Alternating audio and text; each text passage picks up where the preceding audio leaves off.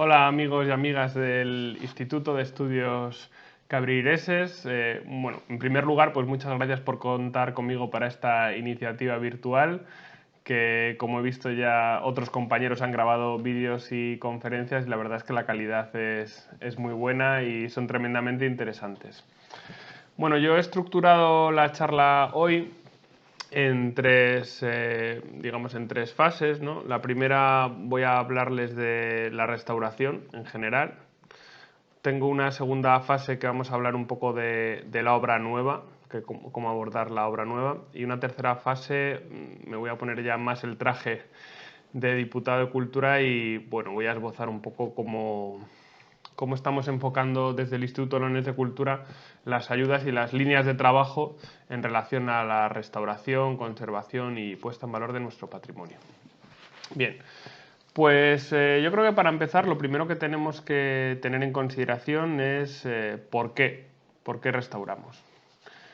La verdad es que motivos podemos encontrar muchísimos. Yo creo que me gustaría, o bueno, yo pienso que habría que resaltar al menos tres, ¿no?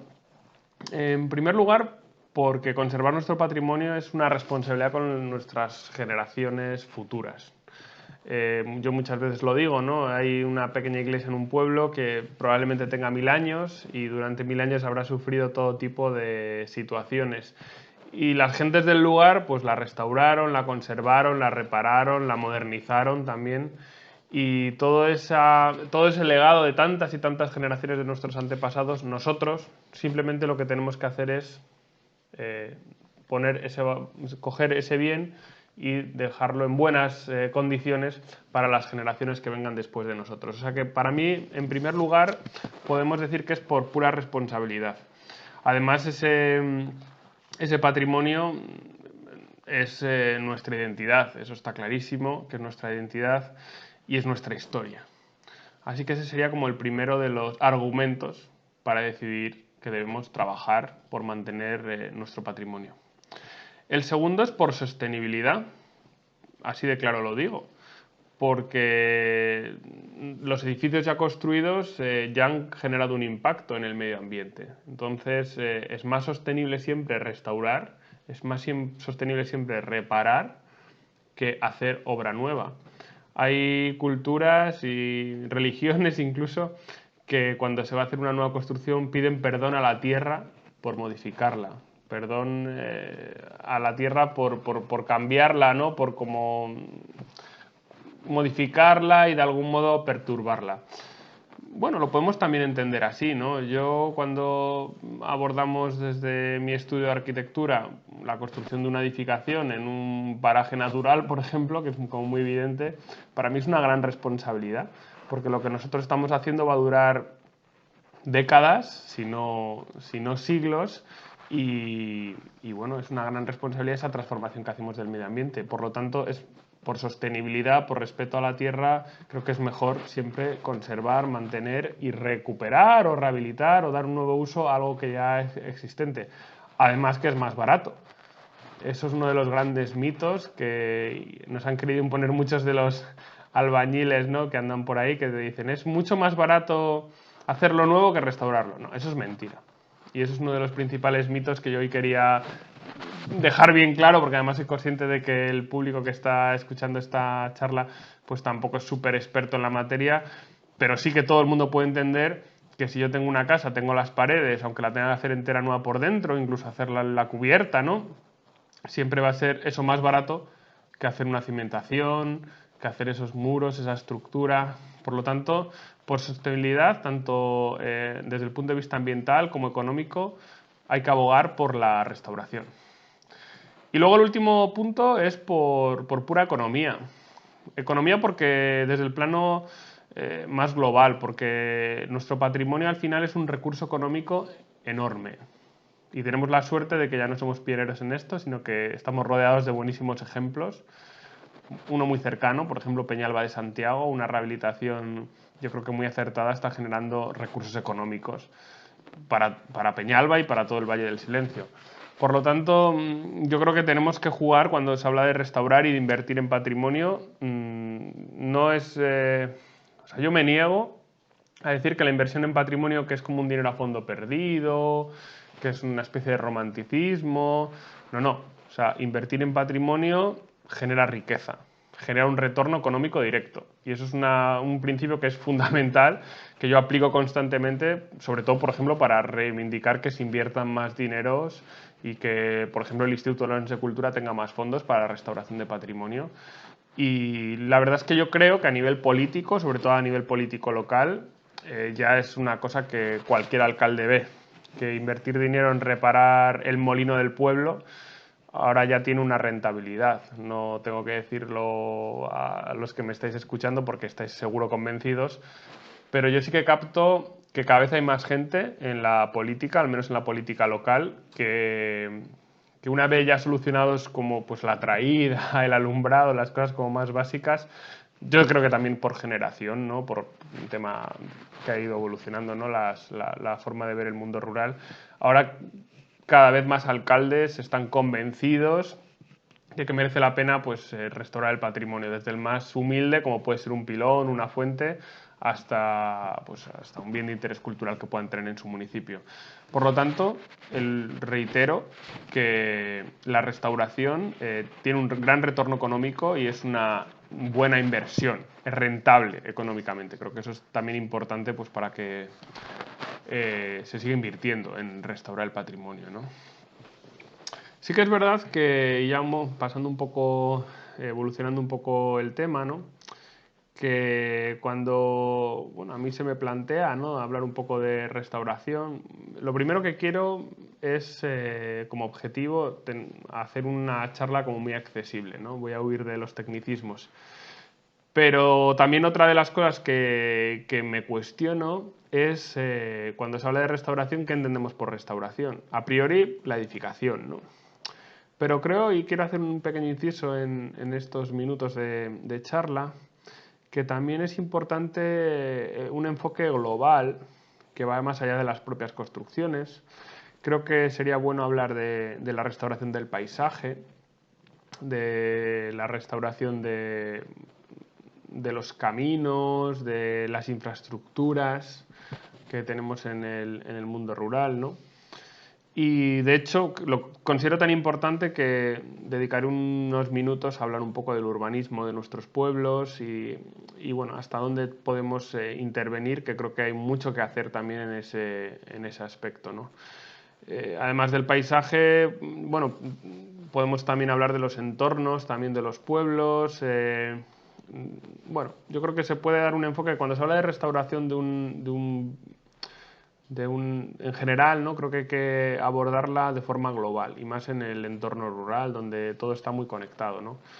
A nosotros en nuestro estudio de arquitectura nos han pedido a veces urbanizar una calle y le hemos convencido al alcalde para que también derribe esos depósitos de agua de los años 70 que ya no se usan, que están al lado y que por 1.500 euros más los podemos quitar, ¿no? Entonces, bueno, pues creo que siempre hay que intentar en las actuaciones que se hagan, ¿no? Del mismo modo que cuando alguien, por ejemplo en León, ¿no? Que va a urbanizar, por ejemplo, va a construir pisos y le obligan a urbanizar la calle, creo que cuando el ayuntamiento hace actuaciones en los pueblos o incluso un vecino, pues a veces pequeños retoques, ¿no? Igual haces por ejemplo, una casa muy bonita, preciosa, con corredor y demás, y merece la pena pues negociar con la compañía eléctrica pues para que también la acometida eléctrica la hagas soterrada o quites el poste o igual incluso el vecino o a medias con la compañía o con el ayuntamiento pues también quite el poste, porque no solo es importante restaurar la casa sino su pequeño entorno, ¿no? Estaba yo el otro día en Renedo de Valdetúejar, que estuve viendo una obra preciosa que ha hecho allí el ILC con el ayuntamiento de restauración de la muralla de ese pequeño pueblo del Valle del Hambre, que da como a la otra punta de la provincia de León, cerca de Cistierna. Y la restauración está perfecta, pero justo delante de la muralla hay 2 postes de alumbrado eléctrico y 4 farolas mal puestas. Bueno, pues no hubiera costado mucho en una obra de esa envergadura, que supuso creo que 200.000 euros, haber hecho esa pequeña actuación.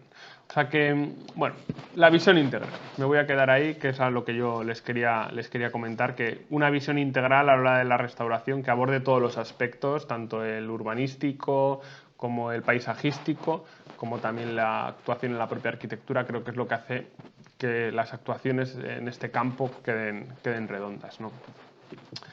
Ahí, a la hora de restaurar o de abordar la actuación sobre lo existente, las actuaciones sobre lo existente, llámelo restauración, rehabilitación, bueno, no creo que merezca la pena tampoco extenderse mucho en las diferencias de una cosa y otra.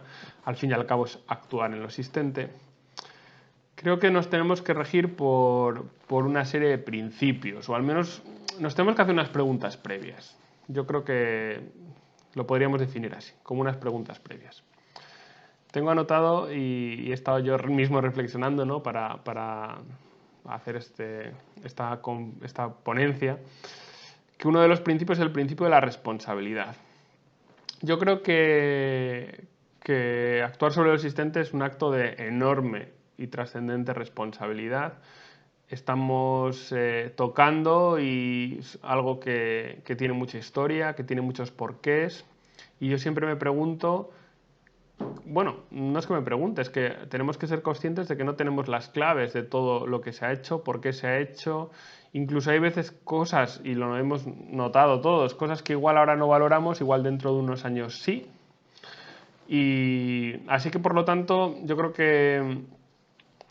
que teniendo ese principio de la responsabilidad que les decía, creo que un criterio bueno que podríamos todos seguir es que todo lo que puedas, sálvalo. Yo digo, si la viga aguanta, déjala. ¿Por qué? Porque meter una nueva, sustituirla, creo que tiene que ser en muchos casos como la última medida. Porque yo no sé si dentro de unos años igual ese tronco tenía un valor especial, extraordinario, de algún modo podría servir para otra cosa. Así que yo, al menos, el criterio que nosotros hemos seguido siempre en nuestro estudio es que todo lo que se pueda, que se salve. Incluso a veces que se reubique. Mira, en una vivienda que se está terminando, que el proyecto es nuestro, en La Arcina, había una gran piedra en el primer escalón de la escalera, ¿no? Bueno, se hicieron una serie de actuaciones en la casa, esa piedra ya no había dónde ubicarla, y lo que hicimos fue cogerla, y ahora mismo va a ser la piedra que ocupe bueno, que esté debajo de la chimenea, ¿no?, que se ha colocado en el salón. Bueno, eso es un acto simbólico, no es un criterio de restauración ni nada, estoy poniendo un ejemplo también para hacer esto más ameno, pero yo creo firmemente en el alma de las cosas. Entonces, cuando abordas una intervención, yo creo que es buen criterio intentarlo conservar todo para darle un nuevo uso, una nueva ubicación, no desde un punto de vista folclorista, sino porque a mí me parece más interesante decir, oye, pues esta piedra pertenecía a esta casa, alguien la buscó, la colocó, la trajo, y yo creo que le da un valor añadido a las intervenciones de restauración el hecho de reubicar los objetos, darles una nueva vida y, como digo, mantener el alma de las cosas. Otro principio o criterio, podríamos decir criterio, es a la hora de intervenir en el patrimonio, es que tenemos que plantearnos cuál es de lo que tenemos ante nosotros, cuál es la época, digamos, o qué elementos son los más importantes. ¿Por qué? Lo voy a explicar con un ejemplo, ¿no? A veces, pues en una construcción, es decir, casi siempre hay distintas épocas, ¿no?, solapadas. Y a veces, pues es que hay que quitar una para mostrar otra que tiene mayor interés. Pongo otra vez un ejemplo lejos de la Cabrera, por ejemplo, que es el de la Peregrina en Sagún, la iglesia de la Peregrina en Sagún. Tenía en el altar, tenía una decoración, yo creo que era hecha con yesos, la verdad es que de gran valor, y cuando se abordó la restauración se comprobó que detrás del yeso había unos muros con ladrillo mudéjar muy valiosos, ¿no? Bueno, pues ahí se optó, no voy a entrar si bien o mal, en retirar esa capa de la historia para mostrar la capa mudéjar que se entendió que tenía más valor. Yo, por ejemplo, en la Cabrera hay un ejemplo que es muy evidente, ¿no? Si nos retrotraemos seguramente al principio del siglo XX, apenas habría tejados de pizarra y eran todos de teito, ¿no? Tenemos ahora que volver al teito, nos quedamos en la pizarra. Otro ejemplo, por decir, seguramente incluso las casas tenían suelos de tierra en muchas ocasiones. Ahora nadie concebiría hacer una casa en tierra o recuperar el suelo de tierra, sino que bueno, hay siempre que establecer el criterio de la época, cuando tenemos un edificio, qué época queremos mantener o qué valores tenemos que conservar, porque a veces, bueno, pues hay que decidir, ¿no?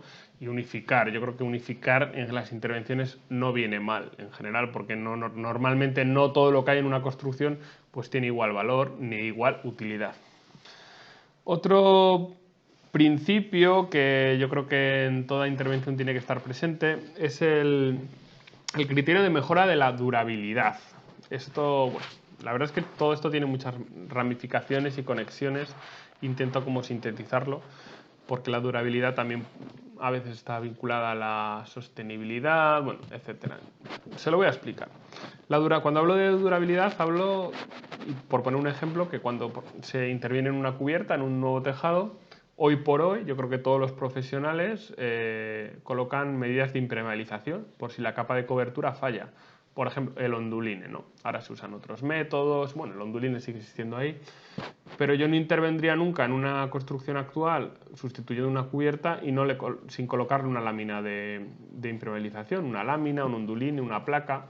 ¿Qué vamos a conseguir? Que la estética exterior sea idéntica a la original o muy parecida, y le estamos dando a la intervención una mayor durabilidad. Otro ejemplo, en las ventanas muchas veces, incluso en las construcciones de tierra más humildes, no tenían vierteaguas. Bueno, se iba lavando el barro, la verdad es que duraba muchísimo tiempo y están centenares de ejemplos todavía en pie, pero hoy por hoy se le coloca un vierteaguas, una pequeña protección. En los tejados, y hay muchos ejemplos también en la Cabrera, pues ahora mismo se protegen las maderas con remates de chapa. Se usa la cal en vez del barro. Pues seguramente hace tiempo, pues muy poca gente, quitando los palacios, usaban cal para el revoco, y las construcciones más humildes pues revocaban con barro, embarraban sin más, ¿no? Pues ahora la tendencia al menos es a usar la cal, porque es perfectamente asumible, en vez del barro, para que lo que hagamos dure más, ¿no? Eso me ocurrió a mí hace un año, por ejemplo, con un palomar en el Burgo Ranero, que lo habían embarrado con dinero del Instituto Leonés de Cultura, por cierto, a principios de los 2000, con barro y paja, habría quedado muy bien, pero el año pasado ya está totalmente desastroso y el dueño se estaba planteando seriamente si hacer algo con él o no hacer nada. Bueno, yo hablé con él, le convencí, de hecho le convencí para no forrarlo de ladrillo, que era lo que él quería, y sí revocar la tapia con un mortero de cal. Bueno, digamos que era algo reservado a los palomares de alto standing, pero que ahora nos podemos permitir, y en este caso, aunque el palomar originalmente tenía barro y paja, pues usamos un mortero con cal que le diera una mayor durabilidad. Es que si no le metemos este factor, pues al final en muy pocos años volvemos a la situación actual del bien, y aquí de lo que se trata, o sea, son cosas que son perfectamente compatibles con ese principio que citamos anteriormente de preservar el bien y sus valores para generaciones futuras. Otro de los criterios que yo creo que, al menos en nuestro caso, tenemos siempre presente, es el criterio de la reversibilidad, lo he llamado así. Es decir, si lo que hacemos nuevo es fácilmente reversible en el futuro, para mí creo que es mejor. Si vamos a actuar en algún elemento y lo que hacemos se distingue de lo anterior, creo que es mejor, si es nuevo. Yo no defiendo siempre que cuando se actúa en una restauración se tenga que colocar, como se hacía en los años 90, cosas totalmente diferentes. No, depende del caso. Yo creo que luego lo voy a comentar, creo que depende del caso. De hecho, la tendencia actual en restauración es a ser más fieles al original que será antes, voy a dejarlo así, incluso a veces a reconstruir, que era algo maldito en los años 90 y 2000, y creo que ahora depende. Yo sí tengo como diría yo, por ejemplo, un palomar casi perfecto, que está perfecto prácticamente, que puedo entender exactamente cómo era cada una de las piedras, pues yo intentaré usar la misma pizarra que tenía. Yo creo que ahí, por ejemplo, no merecería la pena meter pizarras de otro color para que se distinga lo nuevo de lo viejo. no es lo mismo cuando, por ejemplo, hay una mera ruina, ¿no? Pero yo creo que tener presente que lo que hagamos es no más que una capa nueva de la historia y que no estaría de más que si nos hemos equivocado nos podamos corregir, creo que es un buen principio. A veces incluso no sería mala opción intentar dejar como huellas del original, ¿no? Por ejemplo, una cubierta que está fatal, que hay que cambiarla entera, pero que tiene algún canecillo, que está tallado, que la verdad es que está muy mal y que vamos a cambiar de 199, pero pues si hay que dejar uno, yo creo que está bien porque ayudará a entender cómo era ese alero, por poner un ejemplo así como muy concreto. Entonces, el principio de la reversibilidad, de algún modo combinado con dejar siempre marcas de cómo eran las cosas para que lo entiendan. Yo creo que siempre cuando se restaura hay que tener en el horizonte el que va a venir después. Creo que es muy importante y si piensas en el que va a venir después, en cómo va a ver esto cuando pasen 50 años, creo que te ayuda, digamos, te da muchas claves de cómo tienes que abordar la restauración de los edificios. Y luego, digamos que hay un último criterio o una última decisión para mí que hay que tomar cuando se aborda la restauración de una construcción, que es la decisión crítica de discernir entre lo que vale y lo que no. Es frecuente cuando se aborda la restauración de una vivienda, pues que hay construcciones de distintas épocas, igual algunas cosas en ladrillo de mala calidad o en uralita, o bueno, son ejemplos que parecen evidentes, ¿no? Pero en ocasiones hay edificios secundarios que igual están quitando la luz a un espacio que va a ser el nuevo salón de la casa, por ejemplo. Bueno, pues también hay que ser crítico y a veces no hay que conservarlo todo, porque yo creo que hay que discernir entre lo que es importante y lo que es accesorio. Eso es una decisión muy complicada que depende de muchísimos factores, tanto económicos, de necesidad, bueno, de todo tipo, ¿no? Incluso criterios subjetivos, pero creo que es una decisión clave a veces en los proyectos. Y luego incluso, y lo hablaré un poco más adelante con ejemplos concretos, pues igual hay huecos o hay formas que son incluso perjudiciales o que de algún modo enturbian la concepción de la edificación y creo que a veces hay que subsanar directamente o corregir. Es decir, no todo lo que tenemos está bien. Es lo que yo digo en cuanto al criterio del estilo, ¿no? No todo lo que nos vamos a encontrar aporta, a veces no, a veces incluso perjudica. Entonces es una gran decisión el poder diferenciar una cosa de la otra.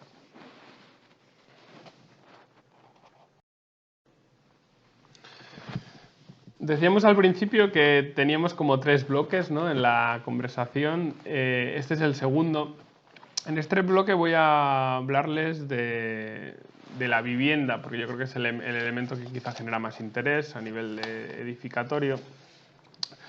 La restauración de las viviendas yo creo que supone una serie de retos que atienden a unos objetivos que están acordes con la realidad actual. La vivienda es un tipo de construcción que es tremendamente vivo porque responde a las necesidades humanas, la forma de vida condiciona la forma de la vivienda y también la forma de la vivienda condiciona nuestra forma de vida. Nosotros, en nuestro estudio, a lo largo de estos años, hemos abordado la restauración de viviendas en el medio rural con distintas extensiones en cuanto a esas actuaciones. Pero, a pesar de las diferencias entre unos proyectos y otros, sí que hay unos retos y objetivos que parecen comunes, ¿no? Y que cualquier persona que nos esté escuchando se va a encontrar a la hora de abordar la rehabilitación de una vivienda, por ejemplo en La Cabrera, ¿no? Yo creo que uno de los principales retos y objetivos, en este caso las dos cosas, es la mejora de la eficiencia energética de las construcciones. Evidentemente se ha evolucionado muchísimo en la construcción, incluso a nivel normativo. Digo normativo porque cuando se hace una rehabilitación también estamos sujetos al cumplimiento de una normativa. no podemos eludirla, y las normativas que han evolucionado muchísimo nos condicionan a veces cómo debemos intervenir en una vivienda, por decir algo, ¿no?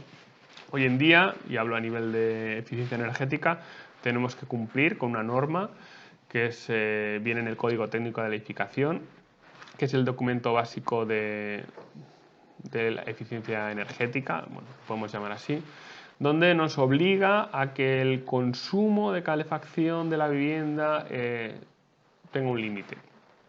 Por lo tanto, no podemos, cumpliendo normativa, coger por ejemplo, un pajar de Cabrera, ponerle un suelo y decir que eso ya es unas ventanas y que decir que eso es una casa. No, tenemos que mejorar su eficiencia energética. Por ejemplo, mejorando su aislamiento.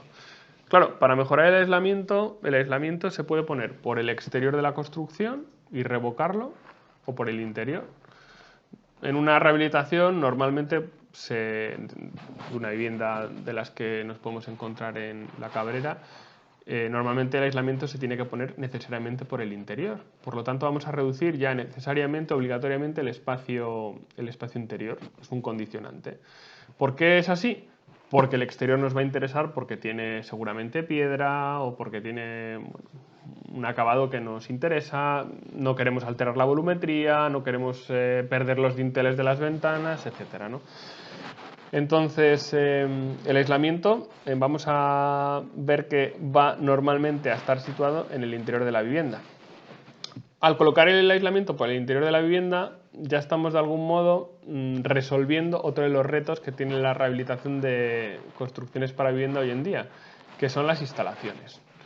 Bueno, antiguamente apenas igual había una línea de eléctrica con un par de luces, un enchufe y poco más. Una vivienda actual tiene unas instalaciones eléctricas que tienen un cuadro de protección con seguridad, tienen un cableado que tiene que ir empotrado, bueno, podría ir visto de forma excepcional. Queremos apagar las luces en 2 puntos de una habitación, por lo tanto tiene que ir conmutado. Hay toma de tierra, por lo tanto hay un cable adicional más en la red. Tenemos también instalaciones de calefacción, tenemos instalaciones de ventilación que son obligatorias ya también hoy en día. Entonces, una buena estrategia es aíslo la casa por dentro y uso el espacio del aislamiento para llevar las instalaciones. Es digamos, es un problema que podíamos ver inicialmente, que era de espacio, pues nos está solucionando tanto el aislamiento como la colocación de instalaciones. Otra de las cuestiones típicas en todas las rehabilitaciones, que estamos dando como los puntos críticos, es la impermeabilización. Estoy pensando en la cubierta, lo decía anteriormente.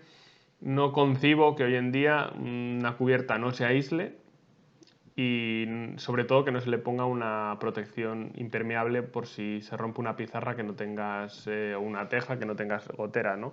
Entonces deberíamos siempre considerar que colocar una placa impermeable o una tela impermeable, bueno, de algún modo estamos protegiendo nuestra vivienda, nuestros propios bienes y estamos aumentando la durabilidad, que era uno de los puntos que comentaba yo al principio hablando de la restauración.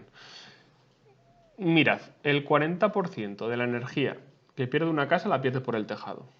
Por lo tanto, el tejado hay que aislarlo. Si queremos una casa con vigas vistas, que no era lo tradicional cuando ya llegaron los techos rasos de cañizo, bueno, era lo tradicional antiguamente, incluso antes, pues incluso el humo, ¿no?, salía a través del techo. Pero hoy en día, si el 40% de la energía de nuestra vivienda se pierde por la cubierta, debemos aislarla. Si queremos tener las vigas vistas o la tabla vista, lo que debemos hacer es colocar el aislamiento por el exterior, por encima, y por lo tanto va a cambiar un poco la altura de la cubierta. Si lo queremos hacer por debajo, se puede hacer sobre un techo o poniendo los techos no vistos, pero es fundamental y es una de las decisiones críticas a la hora de restaurar también una vivienda, que es cómo se aísla esa cubierta y qué material se usa. Pero sin duda, para mí lo más crítico a la hora de abordar una rehabilitación son los huecos de ventanas, por muchos motivos. El primero porque es uno de los, digamos, puntos débiles de los muros y por lo tanto de cómo se instalen esas ventanas, del tamaño que tengan, de la posición, orientación y demás, depende en gran medida el confort de la vivienda, porque de las ventanas depende en gran medida la eficiencia energética de la vivienda. Además, hoy por hoy las ventanas han evolucionado muchísimo y las prestaciones que tenemos son infinitamente mejores a las que teníamos sencillamente hace 10 años. Es habitual hoy en día hacer ventanas, por ejemplo, con triple cristal, con marcos reforzados con aislamiento. Tenemos una variedad amplia de materiales, desde la madera, que realmente en un medio rural como el que nos ocupa quizás sea el más indicado. Tenemos el aluminio, que allí en sus orígenes pues era realmente horrible, era anodizado, era con brillo, pues color plateado o dorado, para que nos entendamos, pero ahora ya hay acabados que parece forja, mate, ha mejorado muchísimo. Incluso tenemos el PVC, que es una alternativa más que está en el mercado y que bueno, no podemos tampoco eludir. Estas ventanas de nuevas prestaciones nos permiten abrir huecos más grandes, que mejoran también la iluminación de las estancias, que mejoran nuestra relación con el paisaje y que yo creo que de algún modo también van a siempre a modificar cómo se abordan los proyectos. Por eso es tan crítico. Lo primero es crítico a nivel, como decía, a nivel simplemente de eficiencia energética, pero también a nivel estético. En muchísimas normativas no se permiten huecos apaisados, se dice que los huecos tienen que ser de proporción vertical, también se dice que tienen que ser ventanas de 2 hojas, se suelen prohibir las persianas. Yo detesto las persianas están súper alejadas de lo que es toda la arquitectura tradicional. Encima, cuando están bajadas o semibajadas, pues al final no deja de ser un plástico ahí que estamos viendo constantemente. Y bueno, por supuesto es un punto débil absolutamente en cuanto a la eficiencia energética. O sea, tú te has gastado mucho dinero en una ventana con vidrio triple, con un marco de la leche que cierra como la puerta de un avión, pero luego ahí tengo el huequillo de la persiana y a través del cajón me entra todo el frío. O sea, yo las persianas las desterraría, de hecho las prohibiría en según qué ambientes. Hay otras soluciones, se pueden poner cortinas opacas, se pueden poner estores opacos o lo que se ponía siempre, unas contras interiores que funcionan perfectamente y que además no se van a dañar con el sol porque están detrás del vidrio, o sea, no van a dar ningún problema. Claro, el tema de las persianas, el tema del tamaño, la proporción, otro tema, el cómo se abren esos huecos. O sea, es muy frecuente ver construcciones tradicionales en las que esos huecos, pues, digamos, se han abierto pues colocando cargaderitos de madera, que yo no sé muy bien de dónde vienen, o le meten a una casa preciosa de piedra unos cargaderos ahí de hormigón imitación madera, o simplemente unas viguetas de hormigón, o le ponen ladrillo que no pega con el lugar, ¿no? Es muy complicado. Oye, hay fórmulas, ¿no? Yo creo que, por ejemplo, se puede colocar un dintel metálico en L que prácticamente pasa desapercibido. También estos huecos nuevos es frecuente abusar de vierteaguas, de piedra como muy perfecta, muy labrada, o ya en los peores casos incluso vienen y te colocan un granito, ¿no? Cuando al final lo único que necesitas es pues la misma piedra, sencilla, o sea, no lo sé. Yo creo que las ventanas, yo creo que hay una decisión muy crítica en los proyectos a la hora de cómo abrir esos huecos nuevos de ventana, porque hay que hacerlos, no cabe duda. A mí no me cabe ninguna duda que tenemos que aumentar la iluminación de las estancias, porque es que antes teníamos ventanas pequeñas, lo primero porque no había vidrios grandes, no había dinero para ventanas y porque era el punto frío, entonces lógicamente no se abrían ventanas, pero hoy por hoy es lo contrario, hoy queremos ventanas hasta abajo, poder salir al jardín, que me entre luz, porque además esa luz me da un ahorro económico porque me calienta la casa en invierno. O sea que digamos que gran parte de las decisiones más críticas a la hora de intervenir en una vivienda es cómo se abren esos huecos, dónde se abren esos huecos, no podemos tampoco perder la perspectiva de la orientación. Y yo realmente haría con muchísimo cuidado la apertura de huecos, que creo inevitable. Además, yo creo que otra de las cosas que tenemos que tener siempre presentes, lo decía al principio de la vivienda, es que bueno, ha evolucionado, porque la vivienda evoluciona con la sociedad, y eso ha hecho que, por ejemplo, la distribución, porque hasta ahora estaba hablando del exterior, ¿no? De lo que se ve. Pero las distribuciones clásicas, las que José Luis García Grinda recogía en sus libros de los años 90, que yo recomiendo, que están a disposición de todos ustedes, tanto de forma digital como física, en el Instituto Lorenzo Cultura, hacía esas distribuciones de la casa tradicional, ¿no? De las más antiguas en torno al fuego, otras ya más fragmentadas, la presencia de los animales dentro de la vivienda. Bueno, pues todo eso ha evolucionado muchísimo. Les voy a poner un ejemplo como muy gráfico, que es que las casas, nuestras casas, las casas de nuestros abuelos y bisabuelos no tenían salón porque todo se centraba en la cocina. Después llegó un punto en el que se crearon esos salones, que era solo para la comida del domingo. Luego esos salones de algún modo se han ido fusionando con la cocina, y las casas más modernas donde el salón y la cocina forman una master room, que dicen los americanos, la habitación principal, esa estancia principal donde un poco sucede la vida pública. Y hoy por hoy la división actual de una vivienda contemporánea pues no deja de ser como la zona pública, prácticamente abierta, diluidas las divisiones entre ellas, y las estancias privadas, que sí que son habitaciones y que están más fragmentadas.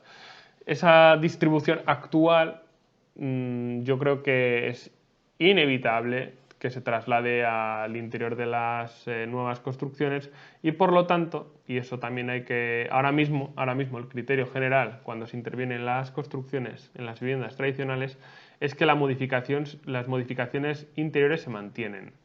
No lo sé si esto también evolucionará, y dentro de unos años, cuando se hace una restauración, lo que se ponga en valor precisamente es en mantener las distribuciones originales, porque nos ayudarán a entender esa sociedad antigua.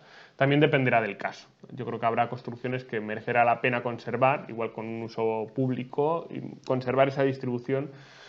Pero hoy por hoy la realidad es que a eso no le estamos prestando respeto. Eso es una cosa que se modifica, entre otras cosas porque es una de las principales demandas de los promotores, y parece que hay un consenso en que la distribución importa menos.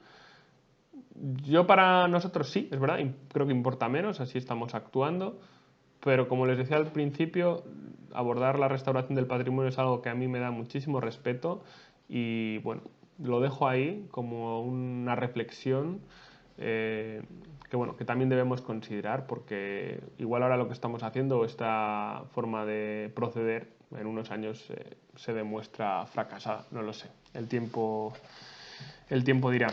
Y luego, por meter un matiz más, es que a veces las viviendas se transforman en viviendas rurales, en otro tipo de alojamientos. La propia vivienda se transforma en un uso más público, y creo que hay cosas que la normativa impone que las transforma sí o sí. Por ejemplo, los baños, que tienen que tener baños. Las casas antiguamente no tenían un cuarto de baño, lo tenían fuera. Pues ahora mismo nadie concibe una casa con el baño fuera. La seguridad, o sea, me refiero a la seguridad entre estancias, que a veces la accesibilidad, las rampas, esas casas de patín, esas casas con escalera, que todavía quedan en algunos lugares, pues son incompatibles con la accesibilidad, por ejemplo, de un uso público. Entonces, todos esos elementos, tanto las instalaciones de las que hablaba hace unos instantes, como los elementos más físicos, que pueden ser las rampas de acceso, las puertas, las dimensiones, a veces la normativa los condiciona, y el reto que tenemos los arquitectos es cómo eso integrarlo o maclarlo bien en las actuaciones con lo existente. Entonces, la normativa nos genera muchísimos retos, la normativa que al final no deja de estar legislando la realidad de la sociedad actual.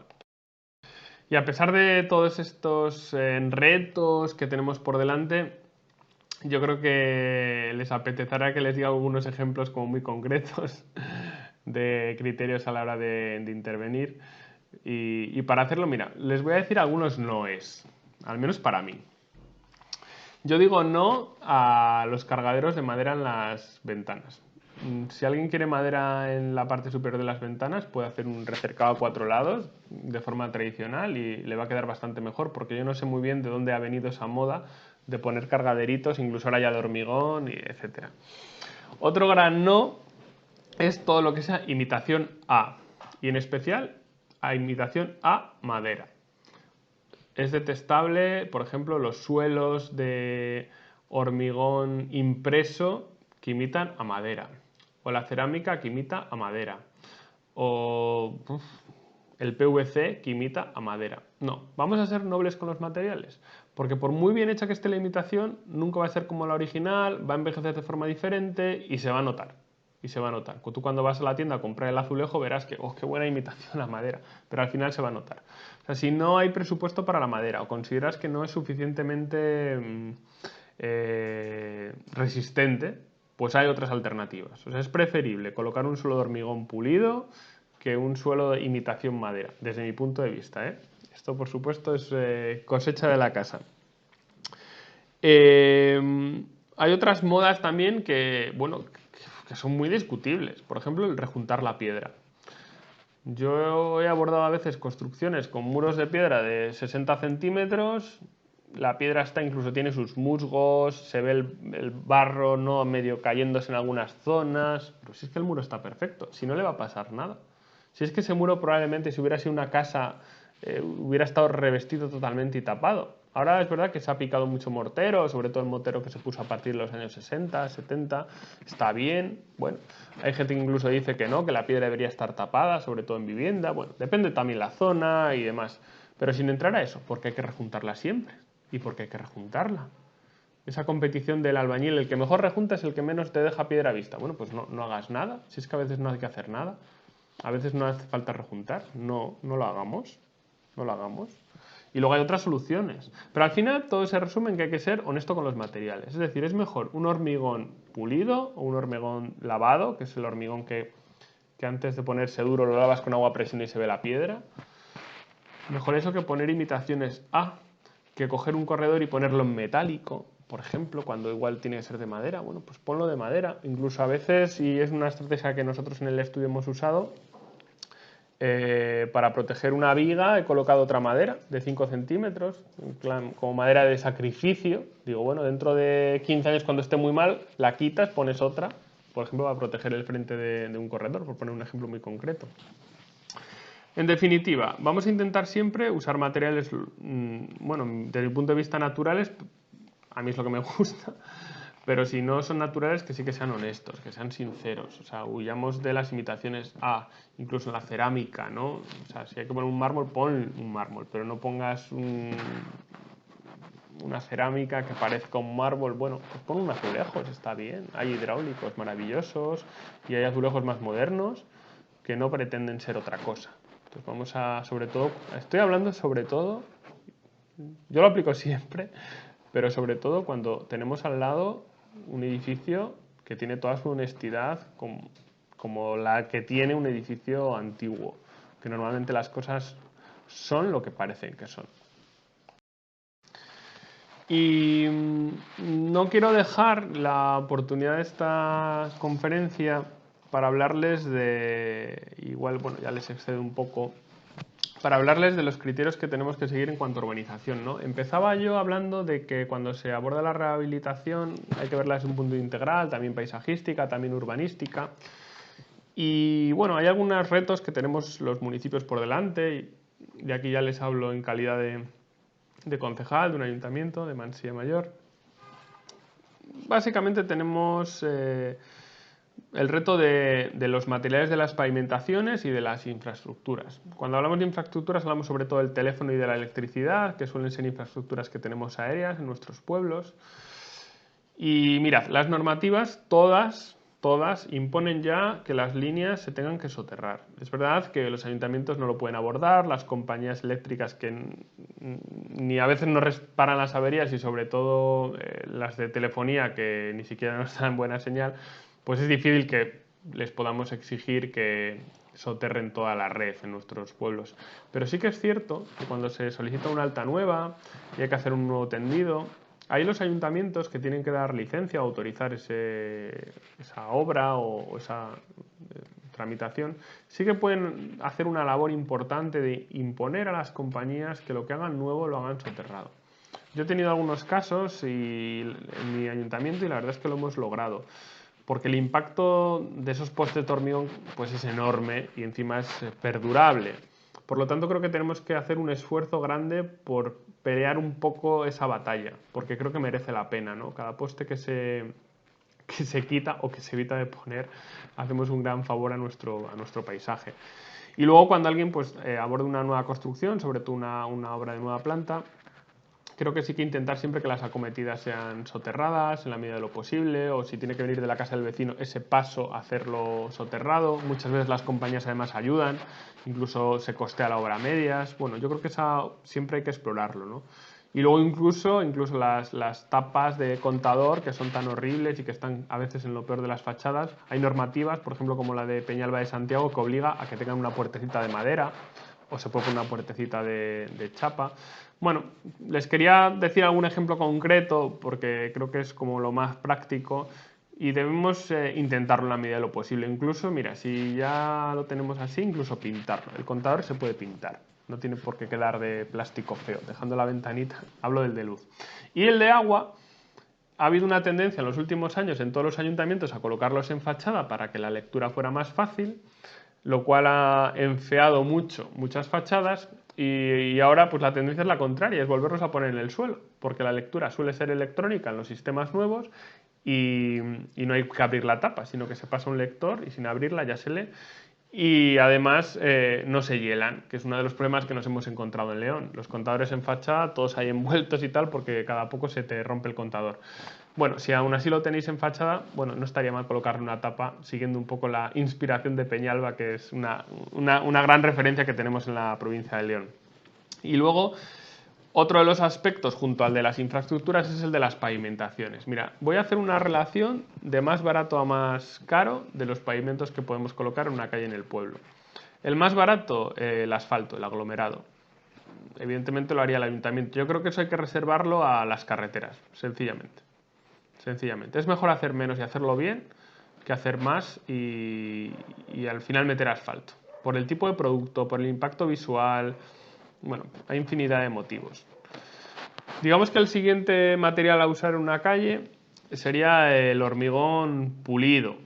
Bueno, más o menos pulido, que nadie cuestione si vas a resbalar o no.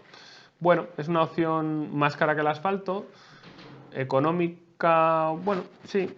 Y a mí me gusta fratasarlo, pulirlo, lo que sea, porque al final es hormigón, pum. O rayarlo. Hay un vídeo en YouTube que tal, que es hormigón peinado, que es coger el hormigón en fresco y pasarle como una especie, como una escoba. Te caen unas líneas, queda muy sutil.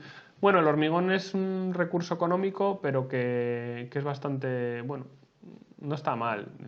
No está mal. Yo creo que mejor que el asfalto, en muchas ocasiones lo es. Es cierto que hay que tener mucho cuidado con la sal en zonas donde haya nieve, porque la sal lo deteriora muy rápido. Un hormigón un poco mejorado desde el punto de vista estético es el hormigón desactivado, el hormigón lavado. Echas el hormigón, le añades un producto para que la parte superficial no fragüe y lo lavas con agua a presión.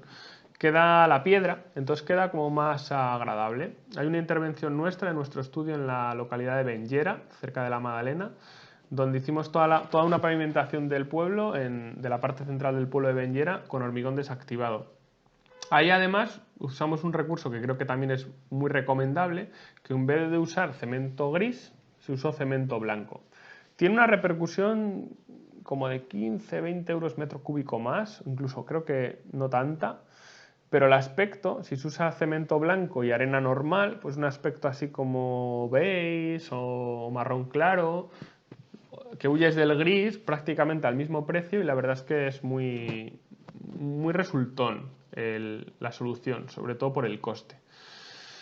Si siguiéramos ya en coste, pues tendríamos los adoquines de hormigón. Hay una empresa de La Bañeza, Páramo, que ha hecho muchísimo adoquín que lo llama románico, que es de distintos tamaños, en hormigón y demás. La verdad es que el aspecto es bastante agradable, aunque yo me estoy un poco cansando de él, pero bueno, no está mal para determinadas zonas. No está mal, la verdad es que es una buena opción.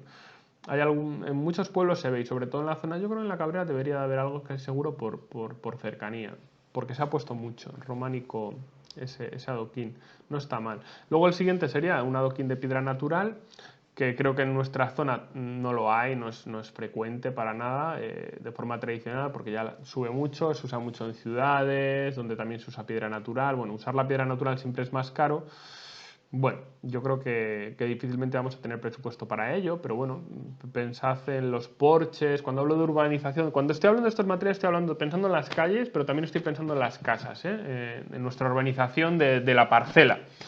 Yo creo que el adoquín de piedra natural o usar la piedra natural, bueno, es un buen recurso, se puede usar en chinarrados de bolo de río, que igual en la Cabrera no es tan frecuente, lajas de pizarra, bueno, ahí tenemos el ejemplo de Peñalba. En Peñalba tenemos, mira, en las aceras hormigón blanco y luego hay pizarra en laja, bueno, es un pavimento muy espectacular. Bueno, la piedra natural es un buen recurso y como decía yo al principio, que no hay que usar, en caso de duda, los materiales nobles, digamos, pues la piedra natural es un material natural y por lo tanto una perfecta elección. Y luego he ido como de lo peor a lo mejor, pero bueno, no siempre lo mejor es lo más caro, he ido de lo más barato a lo más caro. Y luego no renunciemos a la tierra. Yo pienso en el pueblo de la Cuesta, por ejemplo, toda esa zona de la iglesia y tal que está en tierra. Urbanizar eso sería para mí un desastre, en mi opinión. Entonces, a veces las cosas simplemente las tenemos que dejar como están, porque no hay tanto tráfico rodado, porque por 2 días al año que igual haya charco, tenemos que urbanizar nuestros pueblos. Yo creo que no.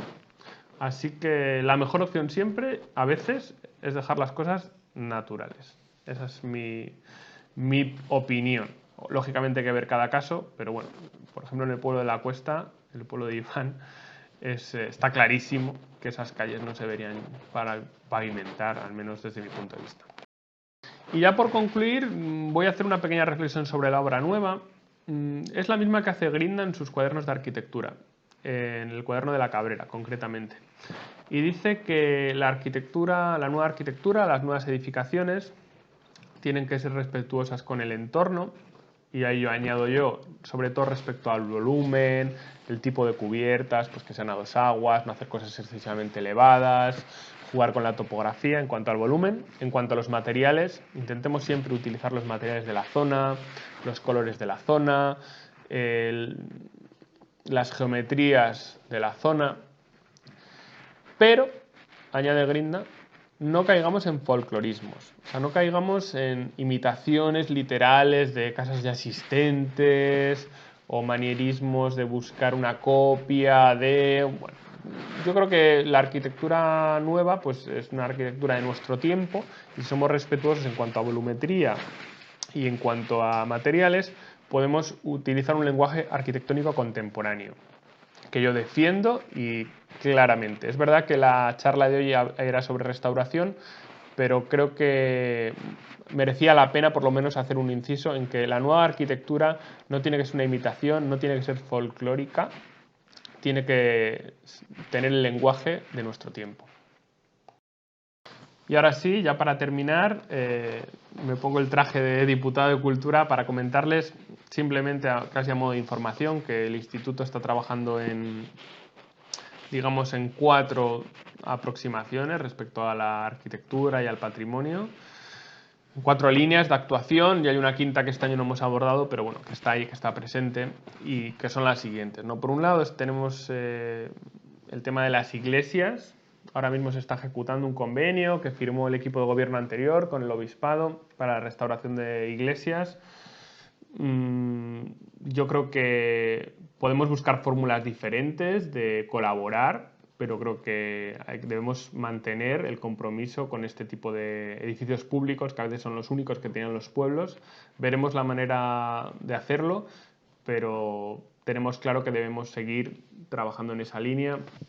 Eso sí, en el caso concreto de las iglesias, por su significado, por su valor cultural, patrimonial, arquitectónico, etc., las actuaciones debemos medirlas mucho y ahí sí, en este tipo de construcciones, intentar buscar siempre pues, la mayor literalidad en cuanto a las actuaciones, la calidad, sobre todo la calidad, vamos a dejarlo ahí, que lo que hagamos lo hagamos bien y que luego pues que se aborden todo tipo de templos, ¿no? Porque a veces se pone el foco en algunos no siguiendo el criterio arquitectónico y bueno, yo creo que debemos hacer un esfuerzo en seleccionar bien las intervenciones que se hacen, pero bueno, ese es uno de los campos en los que trabaja el instituto y que va a seguir haciéndolo. Otro es los bienes muebles, que este año lo hemos llamado de pendones. bueno, pues hay una actuación respecto a patrimonio que se centra en este tipo de bienes, incluso se han restaurado arcas de algunas pedanías, cuadros. Bueno, vamos a ir valorando un poco la demanda, porque sí que les puedo decir que este año, por ejemplo, la convocatoria de pendones no ha tenido una gran demanda. Entonces, bueno, el instituto está ahí como para apoyar y vamos a seguir haciéndolo con una convocatoria general o con actuaciones puntuales. La tercera pata es la arquitectura tradicional. Antes se llamaba subvenciones en concurrencia competitiva para la restauración de bienes inmuebles. Bueno, ahora se llama arquitectura tradicional. Lo hemos centrado en molinos, hórreos, pallozas, palomares, pajares de cubierta de paja y hornos comunales. No ha habido nada en el instituto que haya aumentado más la cuantía. Hemos pasado de 80 a 200.000 euros y hemos pasado de que solo lo podían pedir ayuntamientos a que también lo pueden pedir particulares y juntas vecinales. Y les tengo que decir que ha sido muy llamativas las solicitudes, porque yo creo que el 70% han sido de pedanías. El patrimonio de nuestra provincia está en manos de las pedanías y eso se ha notado en la convocatoria, y además se ha notado que tiene una gran sensibilidad por restaurar el patrimonio. Y bueno, para mí yo creo que es una de las líneas fundamentales de trabajo del instituto, conservar este tipo de edificaciones tan nuestras, tan de nuestra cultura. Y si este año se ha hecho un esfuerzo de pasar de 80 a 200.000 euros, yo creo que vamos a seguir en esa línea o incluso incrementándola. Y luego la otra línea que tenemos es la de restauración como del gran patrimonio. Hay una convocatoria que se está ejecutando, que es del 2018, que era para bienes de interés cultural.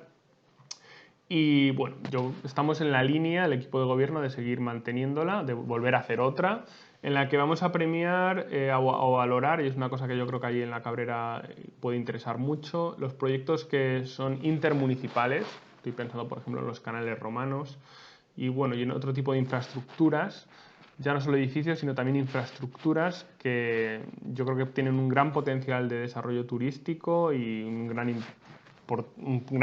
gran importancia a nivel patrimonial.